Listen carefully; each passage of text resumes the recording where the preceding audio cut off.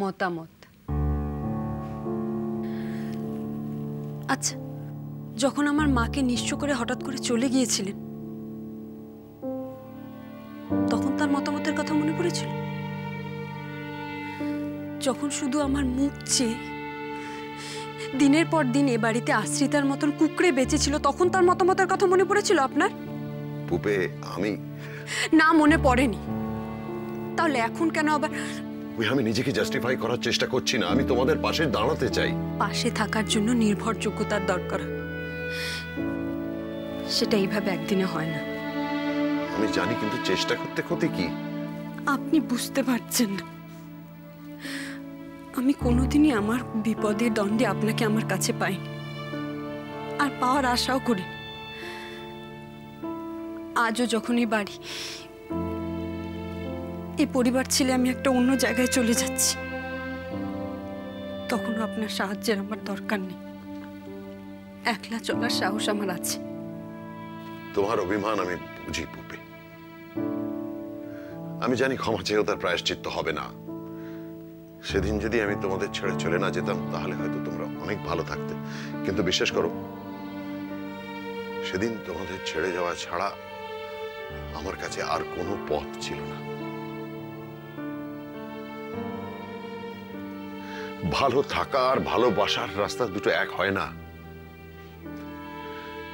একটা রাস্তায় চলতে চাইলে অন্য রাস্তাটাকে অনেক সময় ছেড়ে দিতে হয়।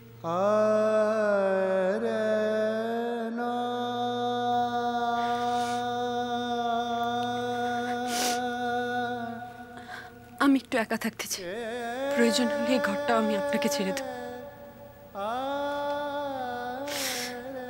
কিন্তু এখন অন্তত আমাকে একটু একা থাকতে দিন। হ্যাঁ, নিশ্চয়ই। আমি পরে কথা বলবো।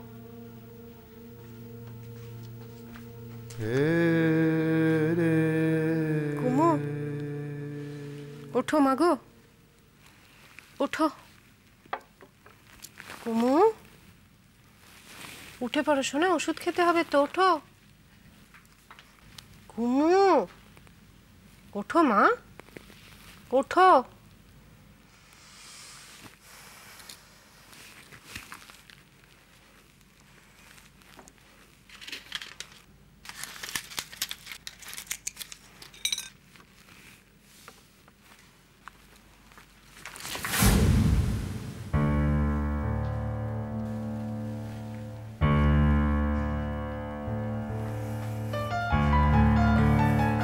রানী, থ্যাঙ্কস। কেন? আসলে কুমুর জন্য তুমি যা করছো, তার জন্য আপনি আমাকে ধন্যবাদ দিচ্ছেন? না, আসলে আমার খুব কৃতজ্ঞ লাগছে। মানে মেয়েটার জন্য কেউ কোনোদিন এমন সেবা করেনি তো। তুমি রাত জেগে স্নান খাওয়া ভুলে। আপনার কি ধারণা আমি সমস্ত কিছু আপনার জন্য করছি? না, আমি ঠিক।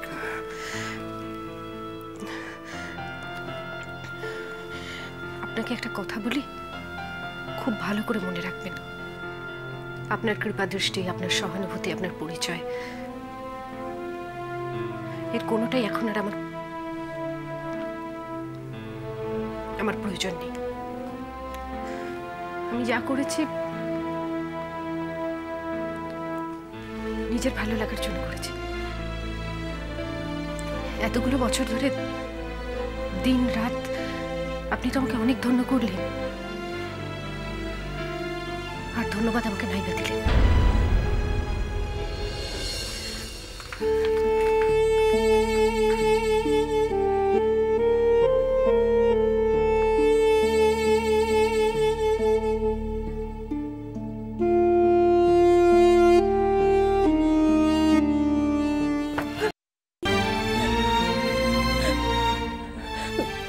রানী, আমি একটু আমার দিদির বাড়ি যাব, বুঝলি? তুই আমার একটা কাজ করে দিবি লক্ষ্মী।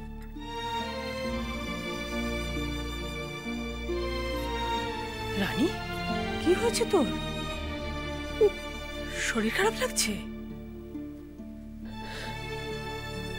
না, আমি বুঝি রানী, আমি যদি তোর জায়গায় থাকতাম আমি যে কি করতাম আমি জানি না। এই দেখো, কেঁদে কখনো কোনো সমস্যার সুরা হয় না। তোর কি হয়েছে আমাকে বল। উনি আমাকে আজকে থ্যাংক ইউ বললেন দিদি ভাই। কে? বিশ্রী? তুমি তো জানো দিদি ভাই, আমি কোনোদিনই পুরোপুরি পুপের মা হয়ে উঠতে পারিনি। ও আবার কি কথা রানী? মেয়েটার যখন 1 ফোঁটা বয়স তখন ওর বাবা ওকে ছেড়ে চলে গেল, আর আমার ছোট্ট পুপেকে তোমরা সবাই মিলে, বিশেষ করে তুমি বুকে তুলে নিলে আমাকে স্বস্তি দেওয়ার জন্য, যাতে আমি নিজেকে সামলে নিতে পারি। সেই জন্য তোমরা সবসময় আমাকে ঘিরে থাকতে। আমি নিজেকে সামলে নিলাম, কিন্তু তার মধ্যে আমার মেয়েটা বড় হয়ে গেল। সেদিন যদি তোমরা আমাকে ঘিরে না থাকতে তাহলে হয়তো দিদিভাই আমি মরেই যেতাম। এটা যেরকম সত্যি সেরকম এটাও সত্যি যে তোমাদের জন্য আমার পুপের মা হওয়া হলো না। আমি বুঝতে পারছি রানী, কিন্তু এটা নিয়ে তোর ভেতরে যে একটা ব্যথা আছে সেটা তো বুঝতে পারিনি। একটা কচি বাচ্চাকে নিজে হাতে বড় করা, তাকে নাওয়ানো, খাওয়ানো, ঘুম পাড়ানো থেকে তার সব থেকে বড় আশ্রয় হয়ে ওঠা, সেটাই বোধহয় প্রকৃত মা হওয়া।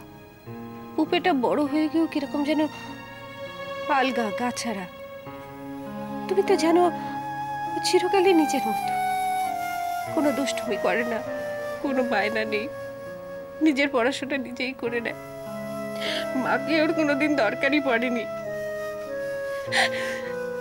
আজ হঠাৎ এসব কথা কেন রানী? কুমুটা না এই দুদিনই আমাকে খুব ভরসা করতে শুরু করেছে জানো দিদি ভাই। একটু হাতের একটু ভালোবাসা পেলেই আমাকে কিরকম লতা গাছের মতো আঁকড়ে ধরে, কিছুতেই ছাড়তে চায় না জানো। ওর বুকের মধ্যে না অনেক বড় একটা ফাঁকা জায়গা আছে। ও বোধহয় ওর মাকে কোনোদিনও সেরকম ভাবে পায়নি। আমি দেখেছি রানী, মাত্র এই কদিনেই তুই কেমন করে যেন ওর মা হয়ে উঠেছিস। ওর বাবা আজ আমাকে ধন্যবাদ দিলেন। আমি ওর অসুখে সেবা করেছি বলে আমাকে মনে করিয়ে দিলেন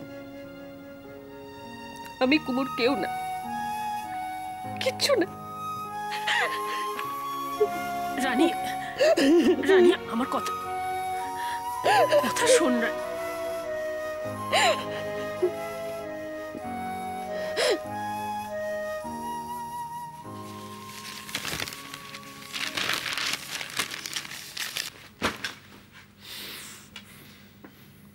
কি হলো ভম্বল, শুটিং হয়নি?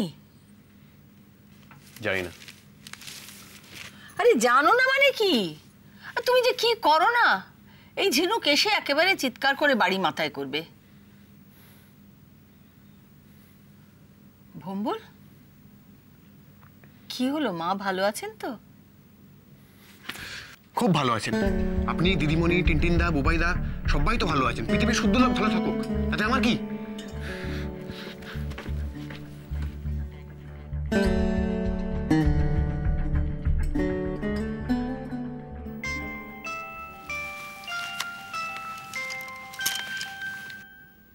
হ্যালো, কে? পুপে? হ্যাঁ পুপে, খুব ভালো হয়েছে তুমি ধরেছো। শোনো, তুমি আমার কাছে একবার আসতে পারবে? যত তাড়াতাড়ি হোক। তোমার সঙ্গে কিছু কথা খোলাখুলি বলতে হবে আমার। আচ্ছা।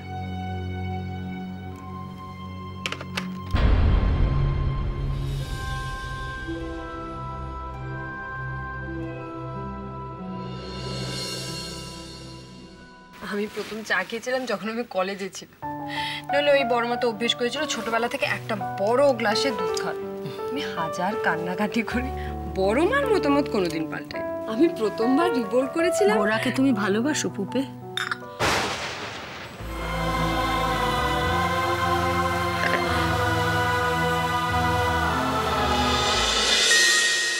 গানের